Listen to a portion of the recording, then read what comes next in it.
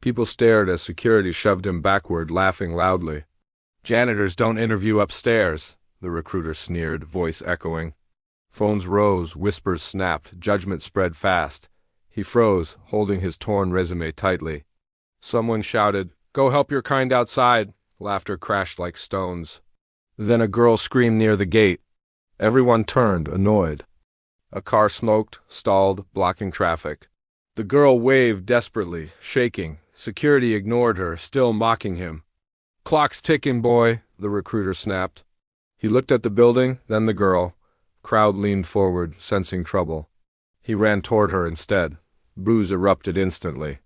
He missed his interview, someone gasped. The recruiter smirked, victorious. The girl collapsed beside the car. He caught her before pavement. Her eyes fluttered, frightened. "Please," she whispered, barely audible.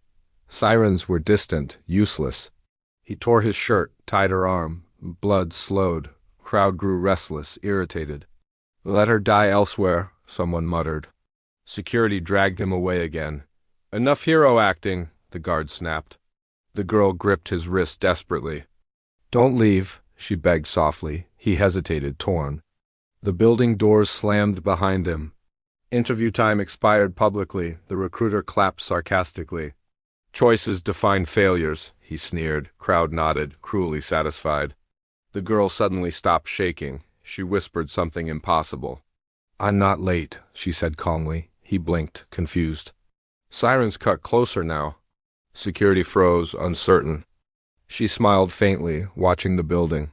She wasn't trapped. She was waiting. Rain began, light but sharp. Crowd thinned, bored already. Security mocked him again. "You lost everything," they taunted loudly. He stayed silent, kneeling beside her. The girl's breathing steadied. Ambulance lights painted faces red. Paramedics rushed, pushing him aside. "Who are you?" one asked her. She met his eyes instead. "Remember this moment," she whispered. He nodded, shaken. They loaded her quickly. Doors slammed shut. Ambulance sped away. Crowd dispersed. Story over. Security shoved him toward the street. "No loitering," they warned. He stood alone, drenched. Phone buzzed with rejection email. He laughed bitterly. A billboard flickered above him. "Tomorrow's leaders start today." He walked away slowly. Hours passed heavy. Night swallowed the city. He sat at a bus stop, shaking. Hunger gnawed quietly. He checked time repeatedly. The interview dream was dead. A black helicopter thundered overhead. Wind blasted trash violently. People stared upward. The helicopter circled the building. He frowned, confused. Security scrambled nervously. Executives rushed outside. Lights flooded the entrance. The helicopter descended slowly. Crowd returned, buzzing loudly. He recognized the logo faintly. Same company. Door slid open dramatically. Silence fell instantly. A woman stepped out confidently. Hair tied neatly. Same girl. Gasps rippled. Security froze stiff. She scanned faces coldly. Eyes locked on him. The recruiter swallowed hard. She walked past everyone. He tried standing, unsure. She stopped before him. Time stretched painfully. Rain stopped abruptly. Music would have stopped here. Pure silence pressed down. She spoke one line. "Why didn't you leave me?" Crowd leaned closer. He answered quietly. "Because you needed help." Her jaw tightened. She turned sharply. "Bring him," she ordered. Security hesitated. She snapped fingers once. They obeyed instantly. Recruiter trembled visibly. Executives whispered urgently. She entered the building. He followed, stunned. Elevator doors closed slowly. Mirrors showed his torn clothes. No one spoke. Elevator climbed endlessly.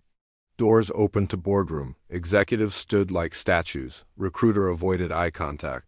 She walked to head seat, sat calmly. "Meeting starts now," she said. Everyone sat instantly. She finally looked at them.